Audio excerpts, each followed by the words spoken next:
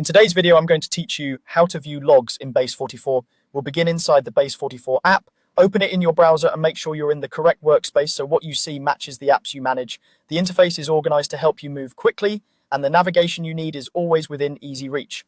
First, open the apps section. This area lists every application connected to your workspace. It's the best starting point because logs are tied to a specific app, and choosing the right one ensures the activity you review is accurate and relevant. If you work across multiple projects, you can scan or search for the app you want to inspect. Now, select your app. You'll be taken into that app space where the core tools are grouped for quick access. If you're ever unsure whether you selected the right project, the app name at the top of the page is a reliable reference point. From here, head to the dashboard. Think of the dashboard as the app's home base. It gives you an overview and sets the context for deeper review. It's also where you'll find links to more specialized areas, including the logs view we're aiming for.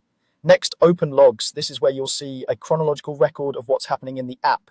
Events, requests, system messages, and other signals that help you understand behavior over time. Each entry typically includes a timestamp and descriptive details, which makes it easier to trace what changed and when. You may also see indicators like severity or source, which can help you prioritize items that need attention. As you review, notice any filters, time range selectors, or search inputs available in your view.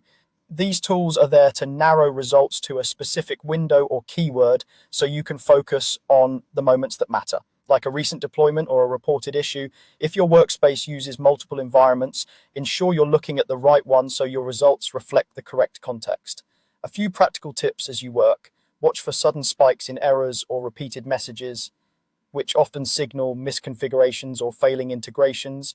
Align the time range with the incident you're investigating.